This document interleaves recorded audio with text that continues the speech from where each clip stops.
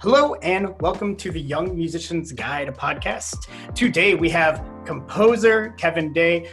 Kevin is a younger dude. He's going to mention it in here. He is actually 24, but he has worked and commissioned a ton of new pieces for wind band, and he had just had a big Euphonium Concerto that kind of blew up, and a lot of other stuff. I think he says he has almost over 100 pieces that are actually like out and available to purchase, and he's only 24, and he's also currently a student. So we talk about balancing that a little bit, some of the things he's learned while being a composer and a student, and some of the things that he picked up when he was an undergrad for not composition. We get into that a little bit.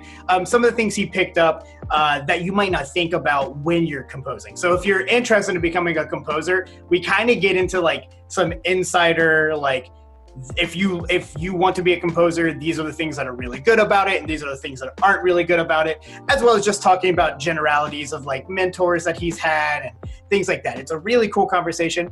I do want to remind you that if you want my reaction to this, that is available to Patreon patrons. So if you are interested in helping support the show, our Patreon link is in the description down below, or wherever you happen to be watching this. It's in the show notes, all that sort of a thing. Just helps us out. Everything goes back to the show, and it helps me just keep the website going and keep this feed going, upgrade the equipment, hopefully, eventually being able to pay the people who come on and have these conversations. So just consider it. But anyway, no more ado. Let's get into my conversation with the composer, Kevin Day. Who came on? It was, I was talking a little bit to Bill Muter. I don't know if you've met him yet or, been around him, but he's, just another, white guy who buzzes his head. And we were both talking about it, man. We were just like, yeah, man, that barber bill being 0 is so nice. So nice. Yeah, man. Wow. So you're currently in Texas. Mm-hmm. When did you have to go back? So we're not due back in Georgia until August, but I wanted to go ahead and get to my place a little bit early, just because of what's happening with the virus situation here. Like, I don't want to be, in a situation just in case like Texas may decide to close or something weird, and then I'll be on this side.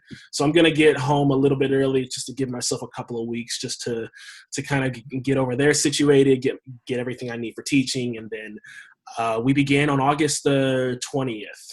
Nice. And did you have to get out of there early for anything? Like when everything was starting up, did you have to flee? Because Kip has made a name for himself. Yeah. When everything went down, I was actually coming back because I had went to the NASA conference with the UGA saxophone choir, because we had a premiere over there. It was wonderful. Then after that, I had to fly to Texas for spring break. And then as I'm leaving Texas, that's when everything just kind of starts to happen, and everyone's going under quarantine. So I made it to Atlanta just in time before everything closed down. Yeah. And so then I get to Atlanta, and everyone's like freaking out, and people are getting things. I'm like, what is going on? So it was like really crazy. But so I was getting in just as everything happened. So you said you started your second year at UGA, you said? Yes. What are you working on? Right now, I'm working on a master's in music composition. And so it's only a 2-year program. And so while I'm doing that, I'm also teaching oral skills. So I'm teaching people how to sing and how to listen for intervals and for different kinds of things. So it's been a wonderful time. My first year was a big like teaching moment, because like that was my first time to really be in the classroom. And so once I kind of got used to it, then everything just worked out. So nice. So what advice do you have? So I'm going back to school this fall. But I'm not going. Right. And I'm terrified, man, because it's been like 6 years. So what grad school advice do you have for an old fart like me going back into it? Because I haven't been in school. I graduated with my master's in 2015. So it's been a minute. Mm. I would, I don't know, because this is my first time in grad school, so I don't have that much advice, but I would just say like what I've had to do is really just like prioritize my time, and to really, for me, it's kind of a balancing act, because I'm balancing being a teacher, being a grad student, and taking classes, and then also a composer who has work outside of school.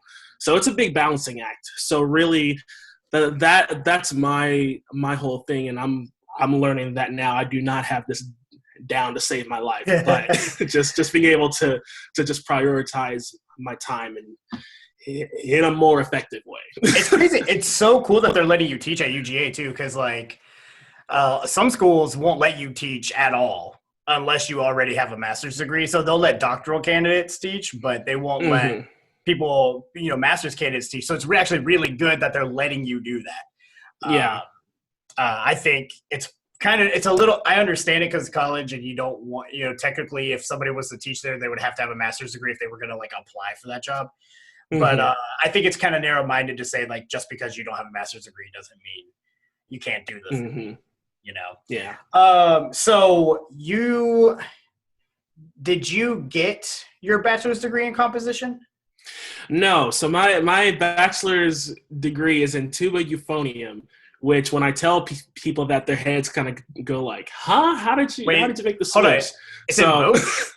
It's in both, yeah. So when I came into TCU as a dual performance major because I had, my original plan was to kind of go the whole military band route or the soloist route. So I was practicing hard on those two instruments. I learned all the tubas. I was playing euphonium, but it just got very overwhelming. I had overcommitted to a lot of things, and I was involved in a lot of groups and a lot of different things, but my passion for writing was growing at the same time. So instead of trying to change my degree, because I wanted to change, but they were like, well, if you change your degree this late, you'll have to be here longer, which is going to cause issues. So I went ahead and just continued on my track, and then chose to apply for composition. And so now I'm kind of going the composition route. But yes, it's in tuba and euphonium. So was Rich your teacher? Yes, Richard Murrow. All right, so I'm going to make sure that when I see him in our yearly appointment for FMEA, I'll make sure to get all the dirt. Dude, he's so funny. He's so funny. So like on the Thursday or Friday, whenever the exhibit halls hit, man, I've got to go. I hang out with Besson for, the first little bit of it. Just give them a hard time for them not bringing my posters. I'm like, there's other bald white euphonium players here, just like, and I give him a hard time with that. And I love Donnie Todd to death. So I mess with him. And then once like the lunch break hits and I can kind of go and talk to some of the other vendors, I go hang out with Rich at the Miraphone booth. And it's just, he just gets this, like this look, man. He's such a nice guy too. He is, yeah. And what I really like is he talks to me a lot about like the expectation in Texas and how everybody's like, oh, Texas, they're just different creatures. Like Texas and Japan, like they're just anomalies. No one else could ever possibly do it. And he talks about how like it's just expectation, And like, were you born and raised in Texas? So I was raised in Texas. I was actually born in Charleston, West Virginia. So my parents are from the East Coast, but they moved here when I was like 1 year old. So I was only in West Virginia for 1 year, and then they raised me here and had my sisters here. So technically I'm a Texan, but yes. So you're an Appalachian boy. Yes, but I wasn't there long enough to see anything. Oh, well, yeah.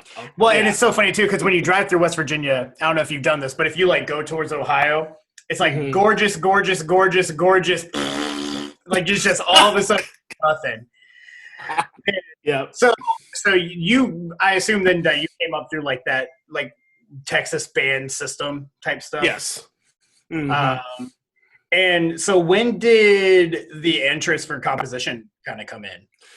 Well, the interest for composing and creating was kind of there pretty early, but it was in a different kind of way. My My dad was a hip hop producer in the 1980s in Southern California. He met my mom, who was a gospel singer in West Virginia. So my first kind of experience creating was learning how to write these tracks, because my dad, when I was a kid, he gave me this program and he was like, okay, see what you can do. And so that was kind of my first kind of beginning with creating anything. So I was writing these tracks, and then tried out for band in the 6th grade. I wanted to be a saxophone player, like originally, but they're like, we already have 25 saxes. We got to put you on a brass instrument. So I tried a bunch of brass instruments, and they're like, let's put you on euphonium. And I'm like, what is a euphonium? And so that's when kind of everything opened with that. But yeah, like I came up in the band system, and then while I was doing that, you know, I didn't tell people about this until later, but I was like, I was also pretty active as a church piano player and a church organist. I played a lot of gospel music too, kind of on the side. So really my whole childhood was these kind of two paths. Like I was in this kind of classical band orchestra path, and then I was also on this kind of gospel, jazz, R&B kind of path. So, man, so that explains why piano players don't hate your music. I've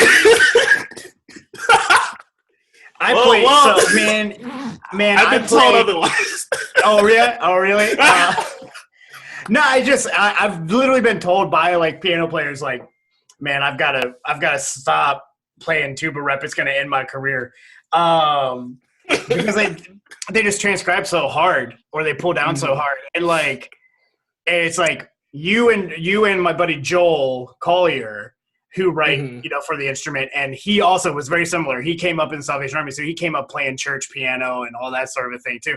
And it seems like the both of you guys seem to know, like, piano cannot go like on the E up here and then end up on B1 over here. Like, and you guys know, yes, that, you know, and don't care, but Kevin Day cares. So, you know, that's a t-shirt. Find that in the merch store. Yes, merch. So first off, your parents were like in the best places they could possibly be at the time that they were doing what they were doing. So how did, I'm just curious, this has nothing to do with you. I'm curious, how did they end up meeting? Because they're literally on opposite sides of the world. So my dad is originally from West Virginia. He's from a small town called Logan. And so my mom is from Charleston, which is the capital. And so my dad, he grew up in Logan, went to school there. Then later in life, he moved out to California to kind of get away, and then to do his whole, like his whole producing thing. He was a part of a group. He did all that. Then he came back home to work at a radio to work at this radio place in Charleston, where he met my mom, who had so she had a show on this radio place, and so did my dad. So that's where they met. So he met her when he returned from California. Gotcha. So it's really crazy. And then they were, all right, so like they were like California dreaming. We had the West Virginia, you know, going on, and then they were just going, okay, we're gonna land in the middle and just hang out in Texas. Yes. You know? Yeah, that's basically how it happened. Yeah. So what were you composing in high school? Like, did your band directors give you that opportunity, or how did that work out? Yeah, so in high school, I was mostly writing like from my friends, and I was writing like small arrangements of things. And then kind of later on, near the end of high school, I got to write a piece for my senior class, which we got to premiere with the orchestra, and they got to let me conduct it as well. And so really that was kind of my debut piece. It's a piece called Journey. And so that was like my piece for the senior class. And so that once we did that, that really, I guess, made me want to go more into composition, because like with this piece, there was a lot of people who encouraged me, and they were like, Kevin, you need to keep writing. You really like you have a gift. And so when I didn't believe in myself, there was a lot of people who were just like, no, we believe you have something, keep going. So really high school was a nice kind of training ground to be able to write, just small things. And then once I got into TCU, that's when I really got into writing for larger and larger groups. Really cool. So why then, so you were developing, this passion for the writing, and people were encouraging you to write more. So why did you go with the performance track?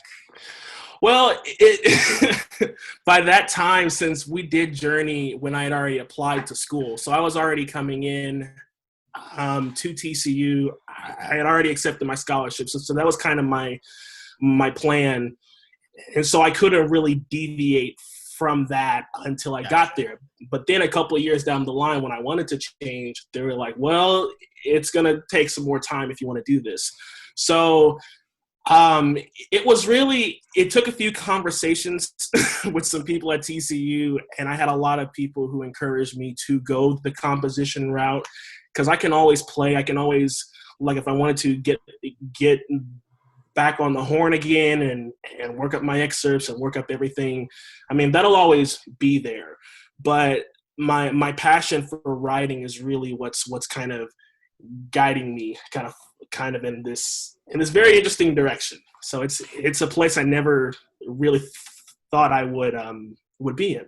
Yeah, so. And it seemed, obviously you've been able to be successful despite not going through undergrad doing composition, and a lot of schools don't even have it, like, in the first place. They don't have a composition program. Most non-gigantic state schools will have like music ed and performance, And so when you were in there and you were writing, were you just like constantly pestering like theory teachers and composition teachers and stuff like that, and like knocking on their doors and asking them questions? Or did you just... I was that kid. I was asking questions. I wanted to take lessons. And so while I was doing my performance track, I was taking composition lessons. I was going to all this to everything they had. And so I was asking a lot of questions. And so my sophomore year is when I began working with a teacher for the first time. And so he looked at some of my music and he's like, okay, we got some work to do. We definitely got some work to do. So once he saw that, he was the one to really help me kind of to hone my craft a little bit more. He opened my mind to a lot of different kinds of music I'd never even heard before, and we went through scores. And so I was getting all these lessons while I was also practicing my horn and doing competitions and all that. So he was really the one who is my inspiration to become a composer, to really just to be like this is what I want to hone in on and to work on. So what were some of the things, because a lot of people, myself included, I don't understand the compositional side at all. Like that is square peg, round hole. Like I do not get it. So is it like, and when I don't know if you had this impression when you went in, but you think it's like, okay, I just, to be a better composer, I need to expand my theoretical knowledge and my like counterpoint writing and all that kind of a thing. But I assume there's way more to it than that. So what were some of the things that you kind of learned while you were pestering these guys? Well, it was really one thing my teacher honed in on with me was he knew, since I had kind of this church kind of upbringing where like I had to listen to everything to be able to play. We had no sheet music. So everything I was learning was basically by hearing. So he knew that I could kind of pick up things very easily. So he wanted to capitalize on that. And so he just had me listen to a whole bunch of different things. I was listening to a lot of contemporary music, a lot of the avant-garde. I was listening to a lot of wind band. And so he just wanted me to just absorb it like a sponge. So most of our lessons really involved just listening and talking about music. And then there's obviously techniques you learn. He taught me some techniques about orchestration, about counterpoint, and about just how to create and like how to have a structure. But really, it was a lot of listening, because that's just how I learned the easiest really is like if I hear something, I can pick it up and be able to incorporate it in some kind of way. So give us some music nuggets that you've been listening to that are really impactful. Oh man, well I listen to a lot, like, let's see, I would say as far as like kind of more on the contemporary side of things, I got into a lot of like Peter Graham's music, Jennifer Higdon. I really enjoy her music, and then also like David Lang and John Corigliano. So we just listen to a lot of that, and then kind of on the jazz like side, there's a lot of Joshua Redman, Kamasi Washington, Robert Glasper, all that stuff, and then. As a euphonium player, I mean, I was listening to a lot of David Childs, listening to DeMondre, listening to Stephen Mead. And so just the different kinds of compositions for each of those were just really interesting to me. I was very curious about it. And I mean, you grew up obviously in the tuba euphonium world. I mean, you've got a degree in it. And that community has seemed to very much open their arms to you, as they do. They tend to find composers that they like, and then they will just ask them to write their heads off. But you've seen some success outside of that instrument family, and larger ensembles as well. Was that difficult for you both to learn and also to get the work to do it, or did people hear your tuba you stuff, or how'd that go? Well, it's weird because I didn't even start writing for my instrument until much later than I probably wanted to. I was getting a lot of wind band pieces and a lot of orchestra pieces.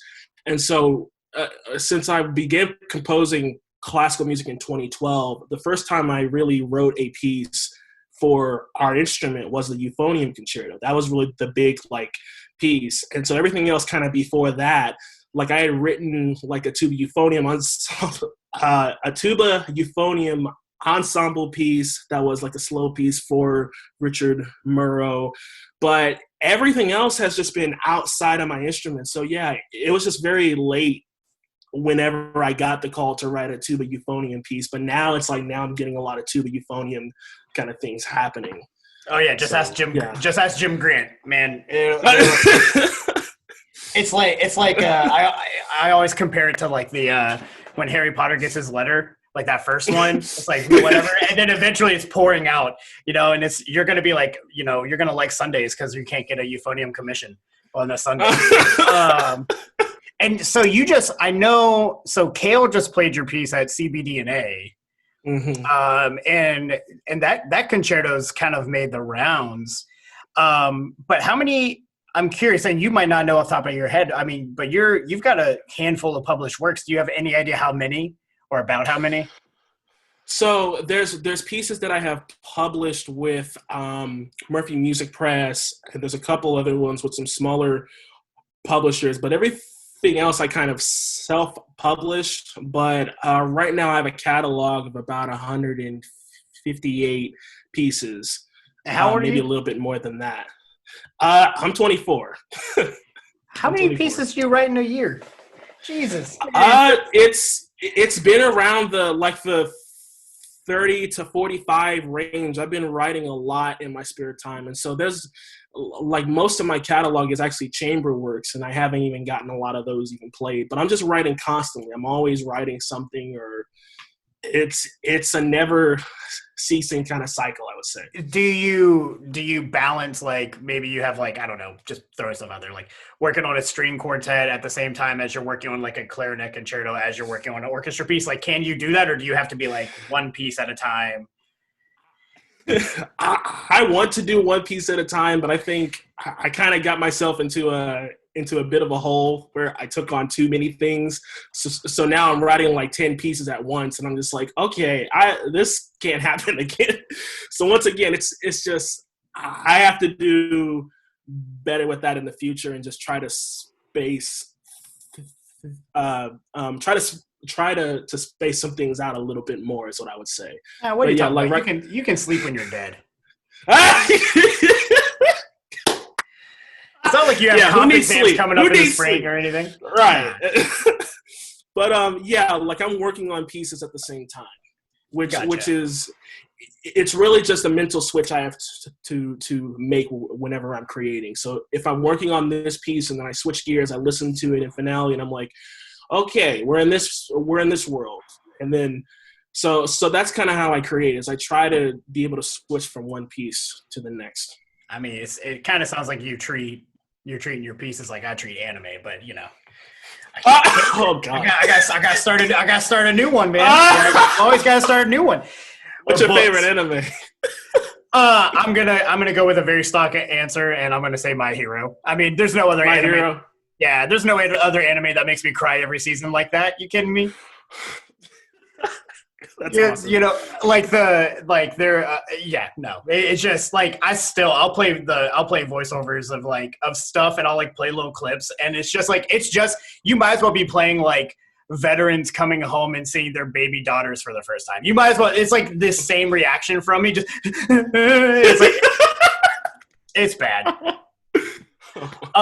So I'm curious. So you mentioned finale. So obviously, I mean, everybody's using programs nowadays. Do you compose exclusively at the computer? Do you freehand some? Do you do piano stuff? Like, how does that process work? It's mostly at the computer, but I've had pieces where I've written out ideas. I usually have usually I have like sketches where like I'll write down ideas and may use it for this piece, or I may like just keep it in there for something else. But yeah, most of the time it's at the computer. There have been a few cases where I have gone to the piano, but not as much, which is weird since I'm a jazz piano player. Like I would want to be at the piano, but most of the time I really just hear everything like in my head, and it's able to kind of translate to the computer. Nice. So. And do you feel like, because do you feel like that workspace is just like the most efficient for you, or do you feel like that's where you can be the most creative without boundaries? Or because I know some guys who are like, I have to sit down and I have to take pen to paper first, and then they'll transcribe it into. And I know people who are like, and then you hear the jokes about like guys like, I doubt he's ever going to listen to this, but you hear like the joke that like John Mackey plays the computer, he doesn't play an instrument. Mm-hmm. And so do you feel like that's the medium in which you can be the most creative and productive, or? Yeah, because like it kind of goes back to me being like an auditory learner. Like I learn and I do everything like very much by relying on what I hear versus what I see. So that's why like I work at the computer a whole lot like more, just because I can hear everything, like, and especially with this kind of playback that I have now, this will kind of tell me kind of as close as it could be to a real to like the actual like piece being played. So that's really freeing to me, just because I feel like I can be the most creative. I don't feel like I have the restrictions of not being able to hear. Gotcha. Awesome. So I have a handful of questions, but I also don't want to take up too much of your time. So we're going to do a little bit of a lightning round. So okay. There's no time or anything like that, but I'm just going to throw something at you. And just These are just general questions that I feel like, I mean, this show is kind of geared towards people who are either in their undergrad or about to start their undergrad and might be interested, in possibly doing what you do. So with that, let's talk about some of the things that you do. The big first question is, what is your favorite thing about working as a composer? I think it's just the freedom to be able to create. It's really cool to kind of to work alone, create this piece, and then the payoff is always like hearing your piece played, because often you'll either go like, yeah, that was pretty good, or that wasn't so good. So, and then you can go back and revise and do what you need to do. So it's a really cool process. I like each piece I'm often terrified to write because I don't know what's going to happen. And then once I kind of ease into it, then it just goes really smoothly. So there's a lot of freeness to composing that I enjoy. Awesome. Now, is most of your work commission, or do you write stuff that you just want to write, or a mixed bag? Most of it now has been commissions, and so there's a lot of those pieces that are coming on the horizon. And so there are a couple of small projects that I want to do that like these are like my passion projects. I want to make a jazz album. I want to do something with like a videographer, but it's like where right now there's just not enough time to be able to do that. But those are two things I would love to do once I get some time to just kind of settle, create the jazz album and then have the videographer thing. So who can you list off like maybe 2 or 3 mentors that you currently have in composition? Yeah, so I would say Frank Tekeli has been a wonderful mentor to me, as well as Gabriella Lena Frank, as well as John Mackey. And I mean, there's many more who've kind of taken me under their wing, who've been very open to my questions and just who've helped me to kind of navigate this whole this whole composer thing. So it's been really nice to just be able to reach out to these people, and they're very open and very receptive, and have just really been able to give me great advice and just be there, which has been nice. It's the composer community at large. I'm sure there's everybody, but have they been somewhat welcoming? Because they could see younger person and they go, oh no, But. No, for the most part, it has been wonderfully welcoming. I have a lot of great friends who are in the composer community, and it's really cool just people to come together and hear each other's pieces and talk about music, and then just hang out as well. So it's a very, very welcoming community. So on the opposite end now of that spectrum, Mm-hmm. What are some things that are like kind of not what they seem, or like impressions that you might have had about what a composer does or what the work of a composer is, that you would warn younger people, like, hey, if you can't do this or you're not ready for this, don't do it, type of a thing? Definitely the business side of composing. I didn't realize like there was once I got into this, there's a lot with like music business that I didn't know that I should have probably knew before I got into this. But that would be my biggest. Are you talking like marketing, or are you talking like taxes? Everything under the sun. Yes. Yes. Okay. Yes. Just because I'm still learning this. Once again, I mean, I'm 24. There's a lot that I don't know, and so that's why like I reach out to people and I ask like, okay, how do I do this? How do I file my taxes? How do I even calculate all of this? How do I market?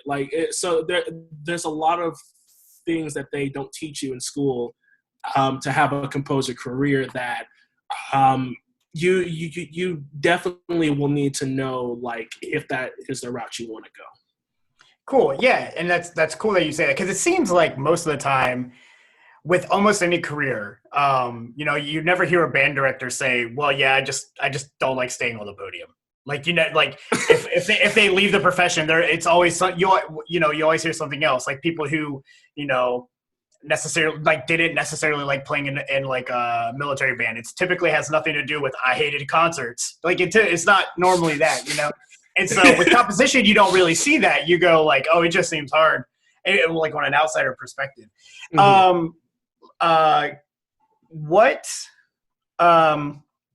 What advice do you have for anybody who's kind of thinking about it, or they're starting to dip their toes into the music world? What advice would you have for those people? I would just say, and I mean, this may be kind of cliche, but listen within yourself. Listen to what you want to do, and be open to the fact that your passions may change. Like, I was one of those people in undergrad who had one path that I wanted to go down, and then it kind of changed. And so I had a lot of friends where that happened as well. They wanted to go into music, and then they were like, you know what? I don't want to do that. Maybe I'll go into pre-med, or maybe I'll go into another kind of like thing.